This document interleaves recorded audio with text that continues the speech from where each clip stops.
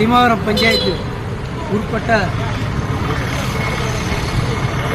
ரங்கராட்டம், பொது ஏலம், ஊர் பொதுமக்களை அனைவரும் முன்ன வச்சு ஏலம் விடாத சொல்லி மக்கள் போராட்டம் பண்ணாங்க. அந்த போராட்டத்தில் அனைத்து சமுதாயக்காரரும் கலந்துக்கினாங்க.